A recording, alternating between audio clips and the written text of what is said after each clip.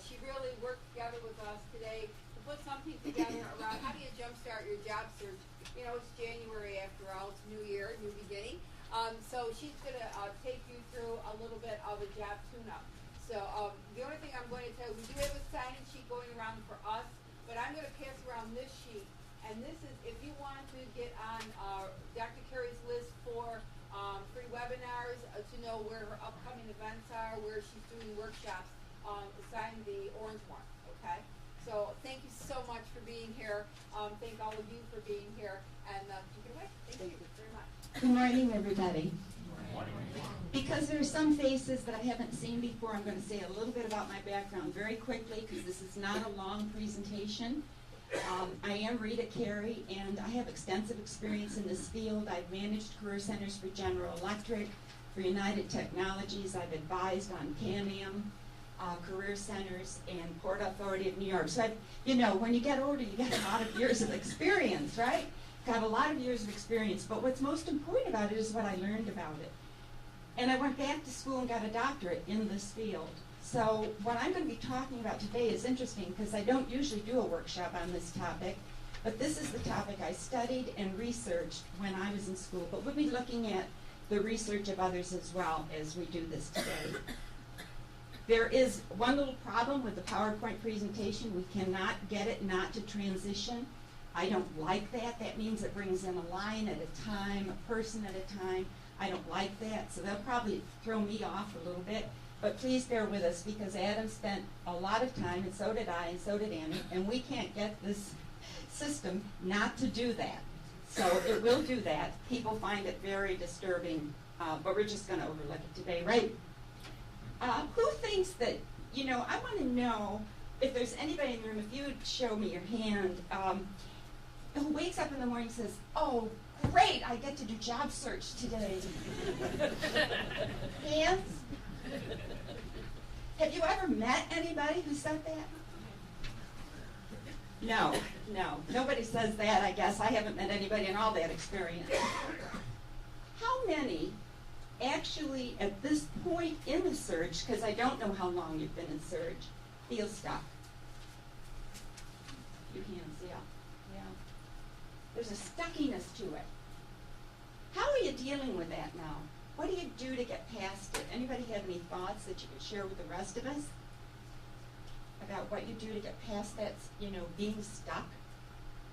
Anybody come up with a really good idea here that we could share with one another, unless you don't want to and you want to keep it all to yourself? I could understand that. There's a lot of competition. Okay, well, I'm going to give you some suggestions today. And so what we're going to do, this is what I mean. It's going to come in a line at a time. What we're about today is to understand why stuckiness happens, you know, talk a little bit about that, and consider ways to get out of the mud and on the road again. So how do we get out of the mud and on the road again? You ever feel like this? You know, the car's, look at that car shaking. It just doesn't want to start this job search today. And that face is so sad. I'm sorry about this animation. I didn't ask for it. It came on its own. It's really, I think, you know, in order to put it in perspective, it's critical to realize, I probably don't have to tell you this, that this is a major disruption in life, and people shouldn't be expected to know exactly how to move through it. It's a major, major disruption in life. It affects everything around us. You know, maybe the last job you had wasn't the best job in the world. Maybe there were some things you didn't even like about it, but there were the people you knew there. There were the relationships you built there. At least it had a paycheck, right? And maybe you really loved it there, and you felt personally valued, and maybe, and I've talked to people for whom this was the case. A woman called me from Virginia. She was 2 years away from retirement when she was let go. And that means that she doesn't get her full retirement.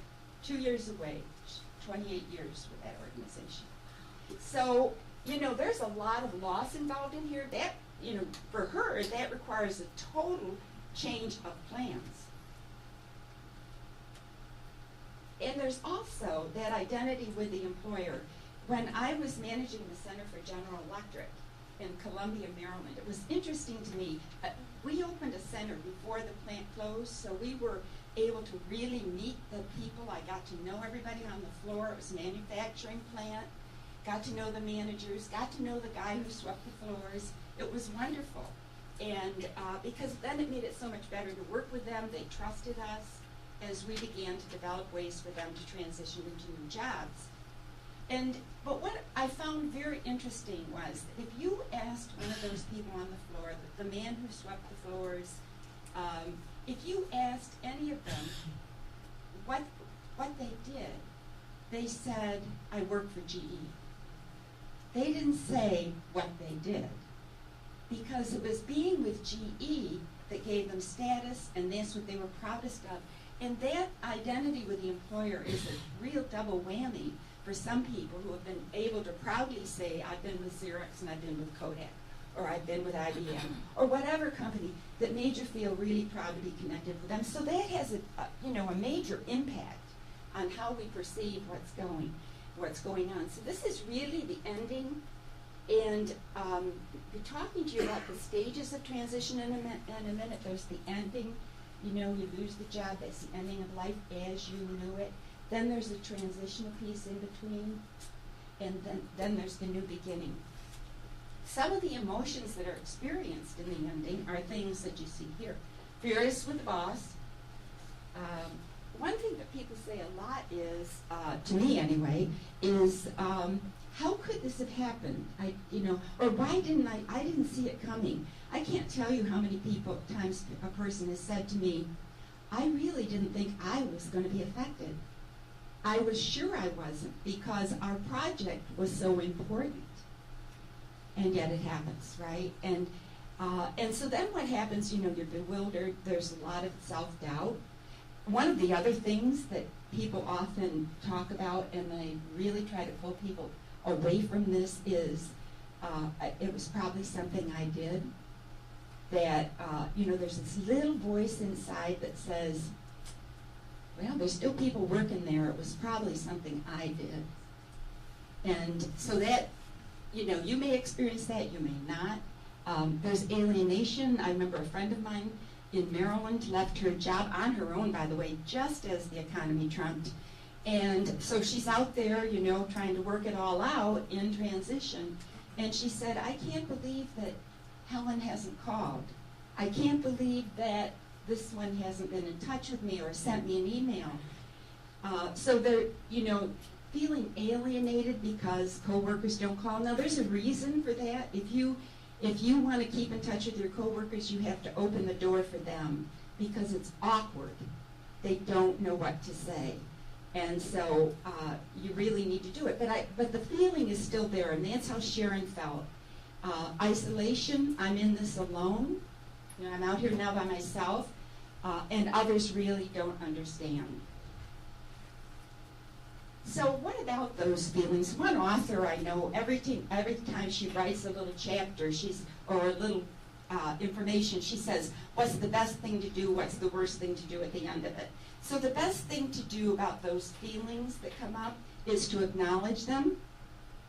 That's the best thing to do, and there are many people who write on this topic who say, write them down, because they have less of a hold on you if you write them down.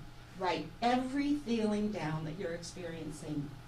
The worst thing to do is to rush through the cycle of emotions, to kind of ignore them. I should be able to get over this. What's the matter with me? Look at the job I held there. Look at all, I've been able to handle my life all my life.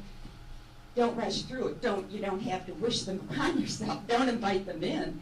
But if they're there, don't rush through them, because you know what? They don't go away then. They don't go away.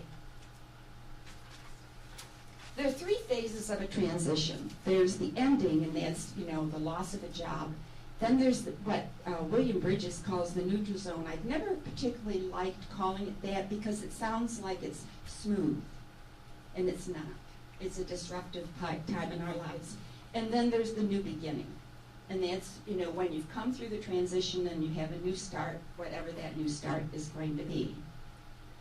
And that's out of William Bridges' work. And then, so say, you've had all of these emotions, the job loss, you've talked to everybody about it.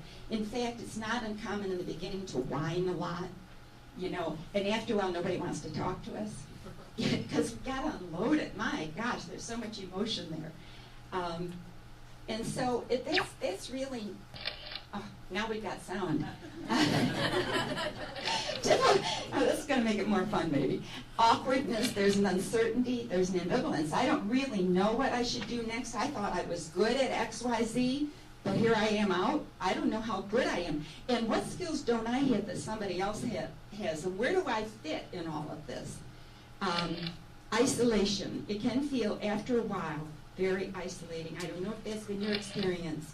And it can be extremely stressful. Extremely stressful.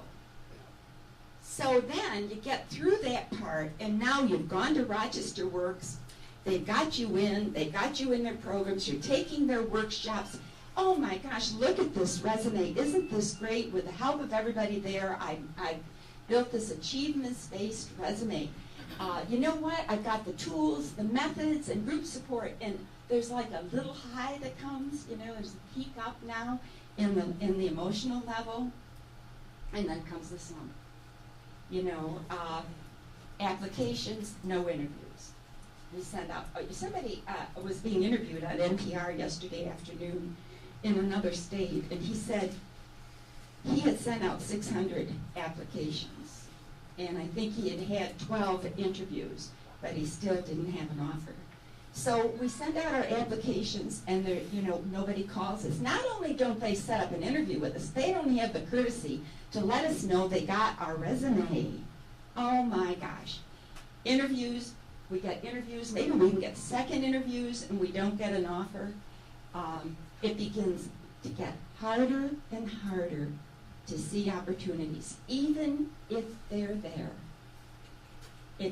I've worked with people that it was there, and they couldn't see it. It's the stress. Can't see any options. Energy is depleted. Life seems confusing. Each day seems confusing. Unable to organize time effectively.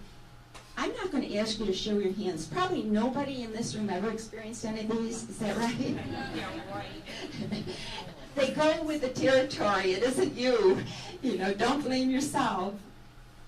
Ever feel like this? I'm not looking up one more job. Or like this, I don't know what to do today. Where am I going to go first? Why don't these employers get back to me? There's something called the freeze factor that I wanted to talk a little bit about. Are there any kayakers here? Does anybody kayak in the room? Anybody have a kayak? It's such a fascinating thing to kayak because the boat is very distinctive. For instance, unlike most other boats, you can easily bring yourself up out of the water if you capsize. So you can easily, if you tip over, it's one of the essential skills. In fact, when I was living near Annapolis, Maryland 4 years ago, I thought it might be fun to get a kayak. And I went and observed the lessons where they were being given, and there were 2 people in one kayak and 1 in the other. And I'm watching them do this, and I'm watching them tip upside down and then come back up. You're trained to do it. You are trained to do it. And you have to be able to maneuver a full 360 degrees to get your face back out of the water. Experienced kayakers don't beat themselves up for failing to stay upright. They just train themselves to handle it. I thought that was interesting. So your career does not benefit from beating yourself up either. So we don't want to freeze in the stress factor here. The best thing to do is to recognize it is temporary. I know it may not seem that way all the time, but it is temporary. Maybe a little longer temporary than we want, but it is temporary. The worst thing to do is to close your mind to opportunities. And that can happen. We can begin to shut down and also shut out our close relationships. The longer people are in job search, these are some of the things that they tend to do. So might shut out all your relationships. And the other thing that's really important is to not catastrophize it. You know, it is a bad thing to have to be looking for a job in this economy. Nobody here is going to, I'm certainly not going to say that it's going to be just fine. It's going to be a lot of hard work. But there are things that are worse, and we should put it in perspective, right? So helping you, not making it like it's the end of your life. It may be the end of life as you knew it, but it's not the end of your life. So, because if you do those things, then the stress, you're just frozen in that stress. So what I suggest is that you create a support team. Now, this isn't like a search team. It isn't a group you go to at Rochester Works. This is a personal support team. When I was doing this for some lawyers in the law school, I called it the board of directors. This is your board of directors. It should have 3 people on it, and it has to have all 3 roles. There's a comforter, a challenger, and a clarifier holding that umbrella up over your head. The comforter might say, how can I help? You know, how can I help? Or, you know, there's something you have to do that's distracting you. Let me take care of that for you. Or, I can understand why you feel that way. Now, the last line I think is important. If you've ever talked to a grief counselor, the grief counselor will tell you that if you're going, you know, to speak to someone who's just had a major loss, you don't say, I know how you feel, because you don't. I don't. You say, I can understand why you might feel that way to this job seeker who's feeling debilitated by it. Or, to suggest that we know exactly how somebody else feels doesn't help them, because you know what the person wants to say back to you? Oh, no, you don't. You've got a job. You don't know how I feel. So this supporter, this comforter that you're going to get, you want somebody who can do that with you, who can acknowledge and validate your feelings. The clarifier might say, well, who do you need to speak with to get that information? You know, you're laying it out there and you're saying, you know, I was in a workshop once that another woman was doing. She has since died, but she was kind of a mentor to me, and I was fascinated by her. She was white-haired and tough. And there was a gentleman in that class, and it was, you know, on job search, and there was a gentleman in the class who said that he, you know, he wanted to do X, Y, Z, and she said, and so what would it take to do that? You know, good career coach does that, asks the questions. And he said, well, I don't think I can, because I have to get in touch with this person who's no longer with the company. And she said, is it possible? Well, I'd have to look at da-da-da, and he had a next step. She said, is it possible? And he gave another impediment, and she said, is it possible? Is it possible? That's what you want this person to help you with. When you get stuck in the mud, and you can't figure out how to get out, you know you need to get out, you have a little bit of information about it, you need somebody who can help you clarify what you need to do to do the next step you want to take. And questions like, what do you think should happen next? Extracting it from you, because you have it within, we each have it within us. It's kind of hard to get it out when we're under stress. And the third person on your team is going to be a confronter, who might say, what are you going to do about it? You know, as we complain, well, what are you going to do about it? Or may even be pretty straightforward and say, you know what, it's time to get out of the mud here, Rita. Get out. Let's put together a plan for this week, and I'll check in with you, because this person's role is to keep you accountable. And I'll tell you, being accountable is the reason people hire me as a coach, because throughout the country, or hire anybody as a coach, or report into their team at Rochester Works. You being accountable to somebody, I don't know about you, but if I know I'm going to have to report back to somebody on Wednesday. I'm probably doing everything I needed to do for it on Tuesday, but that's all right. It's going to be done by Wednesday. There was a search team from Career Navigator program out of Rochester Works, and they had names of everybody. The topic of that session was making direct contact with people who have influence in the company. And so everybody was talking about how you do that. And there were 3 people there who had, well, there were many people there who had some names of people they felt they should call but hadn't called. And it's hard to make that call, you know, for most of us. Maybe if you're in sales, it's a little easier. Maybe if you've done a lot of this in your work, it's easier. But for most of it, that's a, 16-pound phone. And so what they did, 3 of them did, was I heard them talking after the session. They got their cell phones and they went out and they each made their calls sitting near one another. Because it just made it easier to have that support when they did it. They just said to one another, I'm going to make the call. And they went out and they sat in another room and they had their cell phones and they made their call. Doesn't matter whether they were successful on that call, because what holds people back is the feeling that you have to get it right. You don't get it right usually in the beginning because you're taking something you know in your head into performance, and performance has to be practiced. So you got to be, if you're not willing to flood it, you'll never do it. Perfectionism in this, when you're beginning, you'll get better and better and better at it. It'll become somewhat easier, although people say making the calls is never really easy. But if you're afraid you're going to flood it, you just won't do it. And that's what they felt was holding them back. And they said, okay, so we'll all go out and we'll, mess it up. Richard Bowles, who wrote What Color Is Your Parachute, used to have a table in there. I don't know if he still does, and it says no, no, no, no, no, no, yes. You get a lot of no's before you get a yes, or it just doesn't work out well until it does work out well.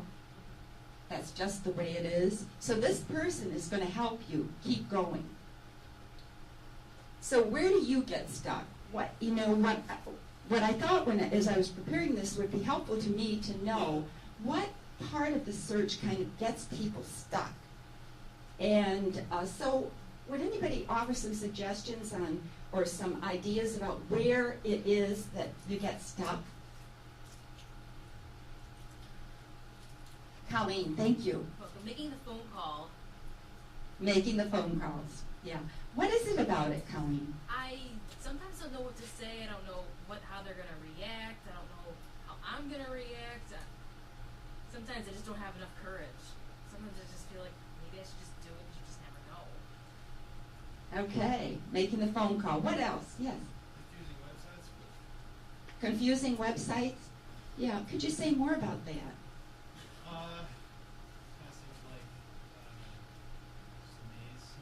It's It's a maze sometimes. a maze? You think about all the different things you do, and why am I spending so much time on this one? And then you get lost. You shouldn't be spending so much time on that. You're right. It's good that you're feeling a little angst about it. What is it? Are you looking at job sites? Absolutely. Yeah. Well, there are those that are more efficient, such as using an aggregate job board, which is Indeed or Simply Hired. They extract from everywhere else, including some websites. So I wouldn't go to Monster and Career Builder, etc. And then I'd go to Indeed. And then there are the niche websites, the specialty websites for your profession. And you would go to those. And if there's an association connected to your profession, you would go to that association. So, is that helpful, or is that already what you're doing and it's still driving you nuts? Every single website you said You're on every single website all the websites you said. you've been on, okay. And so do you have an agent so that you're notified when jobs come in? I guess it's just kind of a frustration. Going to that website and not seeing anything. Not seeing anything. Not being fruitful in the first. Yeah. I'm assuming you do have a job agent that lets you know when a job of the type you're looking for comes in and it comes to your mailbox? No? Search agent? Yeah. Yeah. So that you get notices when there's anything that meet your criteria to your mailbox.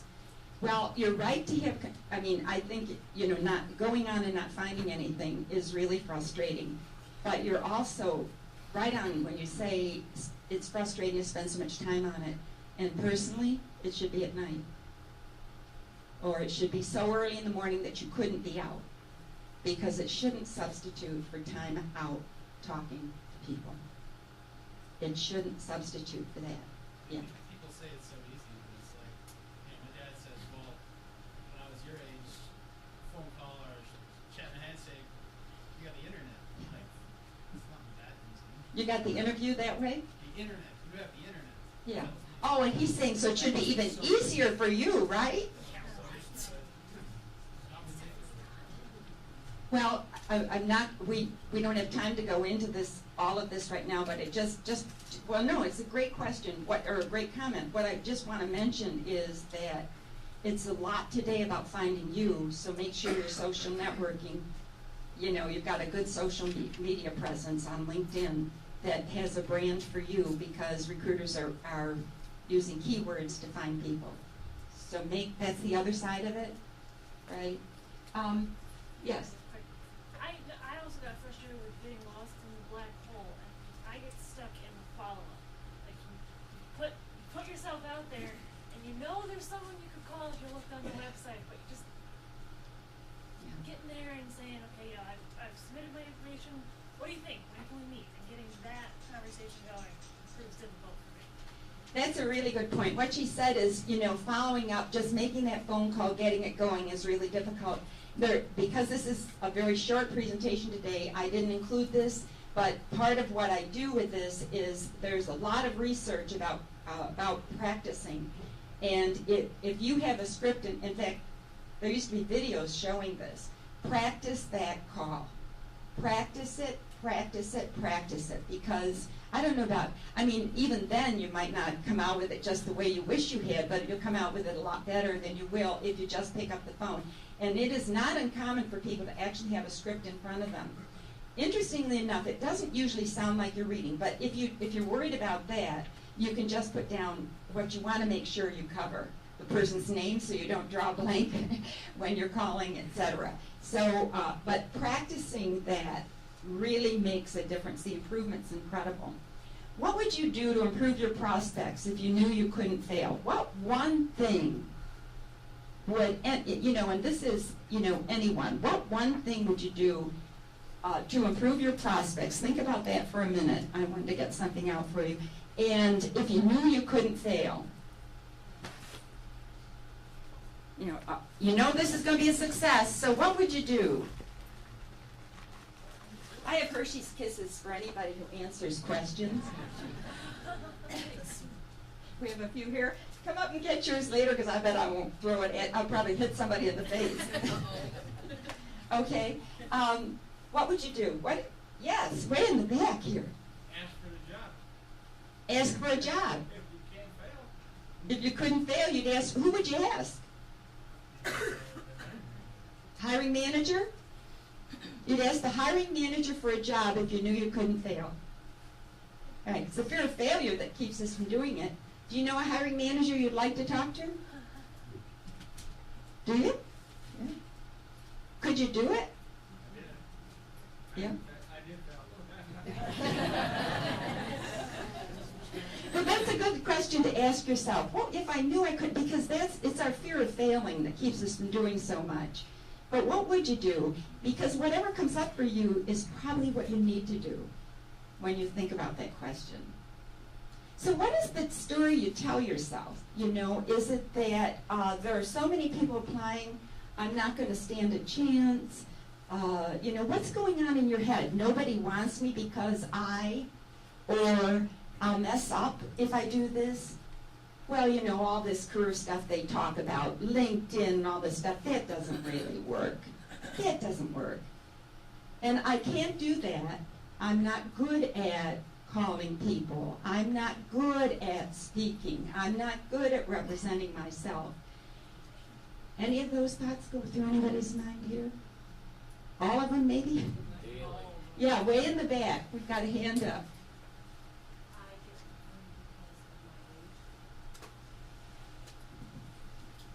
I I get worried because of my age.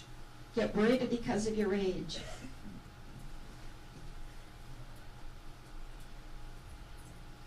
Well, rather than get worried because of your age, what I would suggest if we had more time is that you handle the misperceptions about age in several very subtle ways.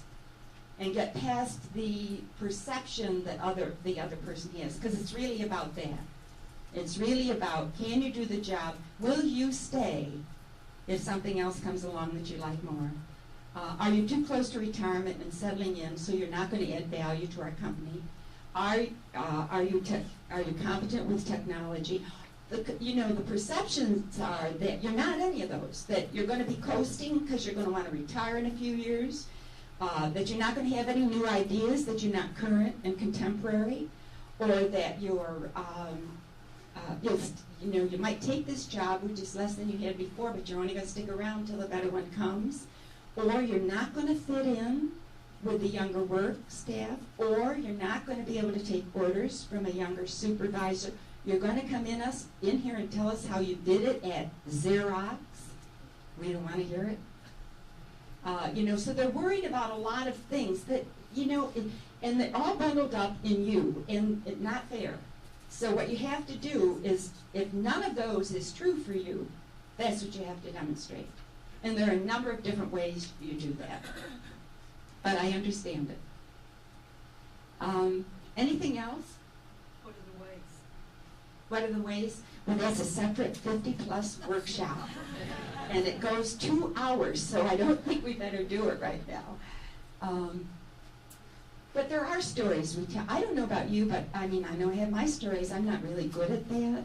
I worry before a presentation, because I want to make sure it's the best and that everybody gets what they need, and have I thought of everything, and then something doesn't work right on the computer, and now that's going to throw me off timing. We all worry. We have these stories we tell ourselves, and so think about yours, because it may be holding you back.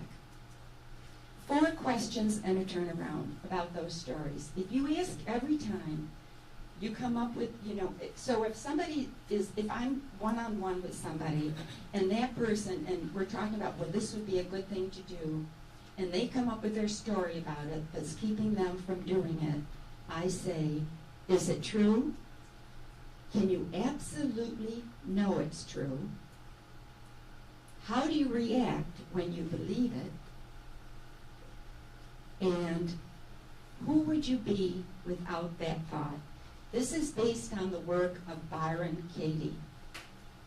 Byronkatie, I think it is. Who would you be without that thought? Because it's really interesting to go through this exercise. I do it for myself as well. So you got to recalibrate, you got to change that story. You got to recalibrate this engine that's feeling so sluggish. So there are so many applying, I won't stand a chance. How would we change that? Yes? What can I do to stand out amongst my crowd? Right. And that's the whole idea, right? To know what value you bring, because you're competing, right? How could you change the statement? How would the statement be different?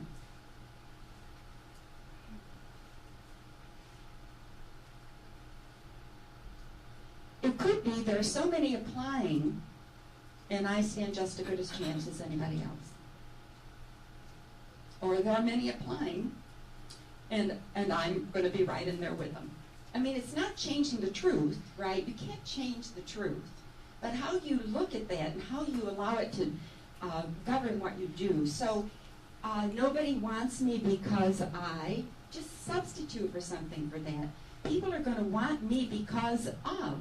The right people are going to want me because of this. And if you've done an achievements-based resume through Resume Works, through Rochester Works, if you've done interviewing practice through Rochester Works, then you know that you've got that, you know what those values are, because the process fosters an achievements understanding so that you stand out. I'll mess up. I'm not going to mess up. I'm going to do well in this. this stuff doesn't really work. Well, we got to believe it works. If you don't believe it works, it doesn't work. If you believe it works, it does. And I can't do that. I'm not good at communication. I'm going to practice. Recalibrate, charge your battery, change the story you tell yourself. Visualize success. If you ever want to, well, no, nobody in this room has time to do this, I know. But if you are ever in a position to have time to just Google on the web and look up visualization and look at all the sports trainers who use it. It works. It's scientific. It works. If you can visualize yourself doing it right, and there's an exercise that we don't have time for, but you actually sit down and you take 3 deep breaths, get in a very relaxed position, and then maybe you've got this interview coming up at Gleason Works or whatever, and so you know the person you're going to interview with, and so you picture yourself getting there, getting out of the car and going in. You picture yourself being called into a room to sit down, and you picture yourself going through the interview, how you will be, excuse me, in the interview. Interestingly enough, this is hard to believe, I know, but visualization has actually had physiological effects on people in sports. So if you ever have time, look that up. So visualize it, see it, replay it. When I was going for the General Electric position, when they were looking for someone to set up a career center for them, I wanted that so much. And that's what I did. I visualized myself. I had 7 interviews. And so I knew what it was going to be like, right? I visualized the next one, visualized the next one. Change any tapes that are going on in your head. Change those. It's important when you change it, like if the tape says, I'm not a good communicator, you have to actually say the opposite. You have to say, in the present tense, I am a good communicator, because the mind cannot hold 2 contrary thoughts. And so if you are putting everything in the positive, it has an effect physiologically, and it has an effect in terms of mindset. Exercise and think nutrition, really, really, really important. Now, I don't know, you have to figure that out for yourself. What would your regimen be? But it is really, really important. It's important because you can't draw on the energy to do it. And the sad part is, or maybe the more challenging part is that I don't know about you, but when I'm under stress, I don't eat right. I eat chocolate. I eat chocolate. Feels good when I don't feel good, right? Feels good for the moment, but in the long run, it's not going to serve me well. So that's what you want to think about. Build that right in. Don't think you don't have time for this in a job search, because you don't. You have to have time for this in a job search. You have to do this. And I want to pick it up on another aspect, because age was mentioned. That's part of the worry about an employer. Health insurance. Do you look healthy? Do you look like you have energy? Because that's a worry. That's a worry. So it's particularly important as we get older. Play. You have to have some time off. I was talking to somebody the other day who's under a lot of stress right now, and he said that, and he was having a hard time thinking, getting clear on this project, and he said that what helps him the most, he discovered accidentally, he happens to like computer games. And he found out that if he takes a break and gets on the computer for 30 minutes, he can go back to the project, and it's better for him. So there's something that loosens up his thinking in those games. And so there's, maybe you play tennis, maybe maybe you're going to get together with a few people and go to the Y and make that, one morning a week at least you're going to do that, and do some other things in between. Do play, some playing, and meditate. That's a whole other area, but meditation has shown to reduce blood pressure, our pulse. One little quick thing that you can do very easily before an interview or before anything that's going to make you nervous is to take 3 deep breaths. So what I was talking to you about, breathing in through the nose and out through the mouth. And notice your body, because it absolutely relaxes. So breathing is really powerful. But when I used to be really nervous about, I was in Toastmasters and I was nervous about getting up. I didn't know these people, and I was really nervous about getting up. They don't force you to. You eventually have to decide you're going to give a speech. If you're in Toastmasters, I think it's probably a good idea. And so, would come time, and I mean, when I get nervous, it's my throat that goes. And so I was so nervous because they rate you. And so I'm sitting there in the chair, and I was been told to do the breathing, and it's true. It just kind of does something physically. So that's just a little thing.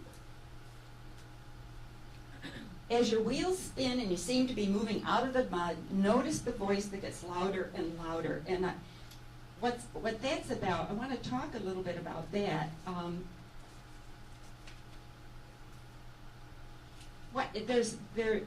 When you get close to something, there's a book called Feel the Fear and Do It Anyway, which helped me a lot when I was having to make a very difficult decision, scared to death. Feel the fear and do it anyway. But what helped me about that book was what the author says, and I'm so sorry, I can't think of her name.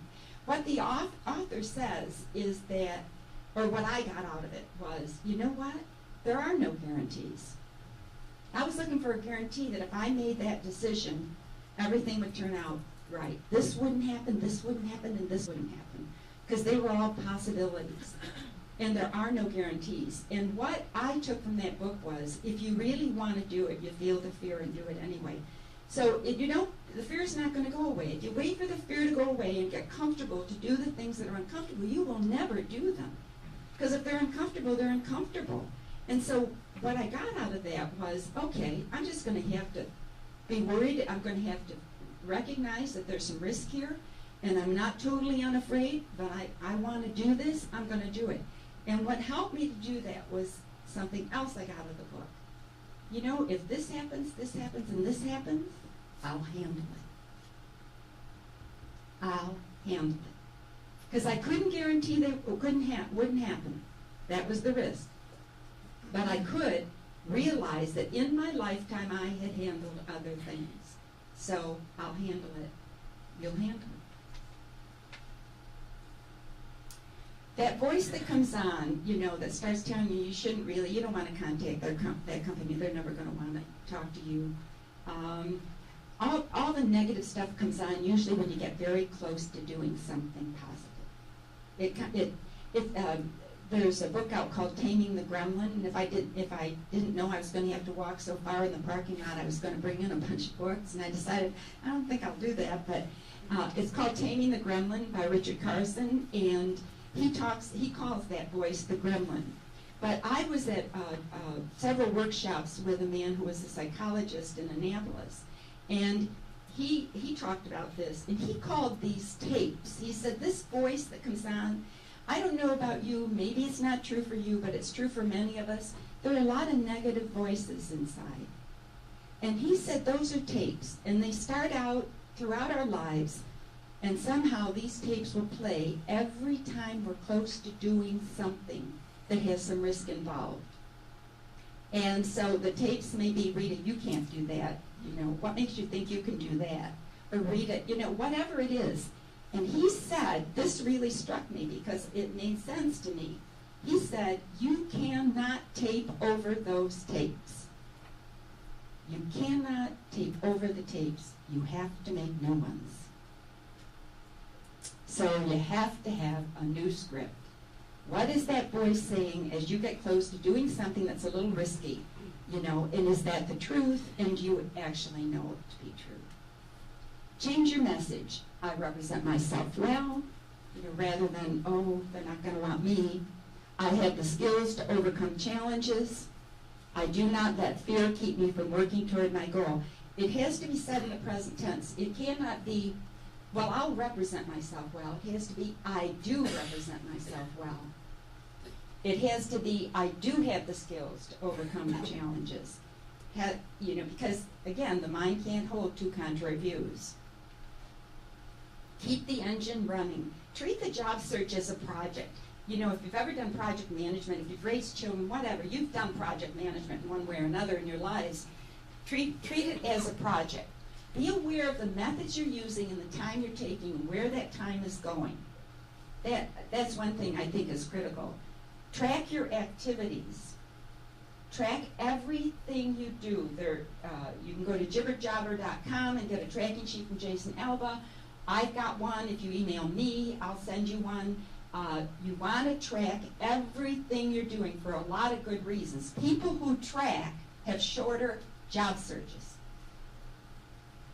People who track have shorter job searches. Make yourself answerable to someone, that person we were talking about who's going to get on you a little bit. Tell them I'll call. One of the other ways we do is when somebody feels they really have to make this call, what I'll say is, call me right afterwards, I'm going to be waiting. And so then they have to pick up the phone because they have to get back to me. So be answerable to someone. Participate in those stress busters that we talked about. Journaling, by the way, is a very healthy way to handle a lot of this, because every night, if you've had a frustrating day with your job search, you just write it down. Just write it out. People find that releasing in some way. Make sure you have your support team. When you're locked in something and you cannot see an answer, there's nothing better than a good brainstorming activity. But it has to be done right. Brainstorming has to be done right. And what it means is somebody's going to work with you. Maybe you've got a small group. Maybe you're going to do it in one of the sessions that you come to at Rochester Works, whatever. But when you are together, what's going to happen is, as clearly as you can state it, has to be very, very clearly stated. My problem is this. As clear as you can. And then we start brainstorming things you could do. And the brainstorming can be way out. It can be off the charts in terms of creative or seeming unlikely. Do all of that, because what happens is it filters down. Well, I can't do that, but I could do this. Oh, but that wouldn't be possible, but this would be. It's amazing. Barbara Scher has a book called Wishcraft. That was the other book I was going to bring. I recommend that strongly. And in that one, because the whole book is about people who wanted to do something and had all these barriers and felt they couldn't do them, and how she goes through each of them with them. But one of the things she talks a lot about is brainstorming, being clearly focused. She has something called an idea party. You get together, and I actually did this in Maryland with a group, and person presents the issue, and everybody just starts, and there can be no editing out. You can't say, oh, but you can't do that. No editing out. Everything gets written down, and it gradually filters into a new creative way to solve that problem. And we talked about some of the others. So you want to be on the road again. Do something. Do it right now. Take control. Don't wait until your hand is forced. According to, this comes from Rebound, a book called Rebound, A Proven Plan for Starting Over After Job Loss by Martha Finney. Do something. Do it right now. Take control. Don't wait until your hand is forced. You absolutely lose power then. So you want to get it on the road again. Jumpstart it again. This is my email. If you have questions and you want to send me an email, there's a free career assessment, and you can also read my blog, which I don't do as often as I should. But there's some good stuff there. Go back. 50 plus, there's some good stuff there for the older job seeker. Questions, comments, or hostilities? I can take it. Questions, comments, or hostility? Yes? What do you say most of the job takers do after they get through my career summary and look at the resume, then they say that I'm overqualified for the job. Yeah. And that kind of gives me a down right away, but I try to recruit and try to explain to them what benefits I could give this company. That's right. I mean, if I went to a car dealer and I wanted to buy a car there, and I could only afford this model. But I really, this model would get, this one over here has a GPS in it, and it has this in it, but I can't afford that. I can afford this. And the dealer says to me, I'll give you that one for the same amount of money. Why wouldn't I take it? Why wouldn't I take the super-powered car? Why doesn't an employer take a person he or she decides is overqualified? It's about a lot of other things too. And yeah, so there's several, this is short, but we do more of this in a workshop, but there's several things when you get to that point, you've had an interview, right? You're talking to the person. So they liked what they saw on your resume. So you are qualified for this job. And your resume didn't seem overqualified, so you wrote a good resume to get this. Then you have to know that's going to occur, and you have to be ready with what you're going to say to assure them. What they need is assurance that this will work out. So what are they afraid of? They're going to pay you less, and when another job comes along. There's several things. So what you have to do is you have to be all ready to tell them all the reasons you want to add value to their company. And that means you know their mission statement, you've Googled them, and you've done deep research on the Google so you know what issues are going on in that company. And, one friend of mine was vying for a job. Some people in the 50 Plus series have heard this. And she was an HR director, and she was going to apply at this school to be the HR director. And she said, Rita, it's really strange. I've talked to people I know there. Nobody knows why the other person left. One day she was just gone. And by doing research, what she found out was it was a confidentiality issue. So she made sure that she emphasized confidentiality in her interview. I mean, obviously not so that they would know she had researched it, but she made sure that they were comfortable with her ability to maintain information that only the HR department has the right to have. Another one was going to interview with a company and found out, she did really deep research, and she found an article that had been written in a paper in another state that talked about a potential merger with that company.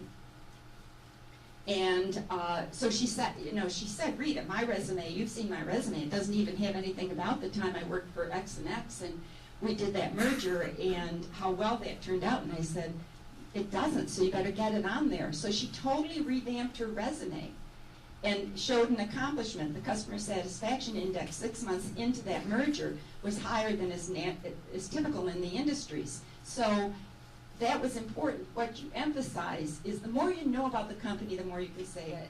But somehow, you've got to be prepared to assure them that this isn't just an in-between job, that you aren't going to go in there and feel like you're, this is beneath you. You have to, because they want you. They brought you in. They want you. So now in the interview, you've got to close it. You've just got to close it up. And so that's in language. And there's a case where I would practice. I would have somebody giving me all the what ifs and all the questions and all the barriers they're going to place on it, and then I would practice. It may not always get you what you want, but it won't get you what you want if you don't. Other questions? Well, I think our time is up. Annie said I could hang around a little bit, and if you want to get on my mailing list so that you find out about free webinars or other workshops, there was something going around here that had that on. Thank you very much.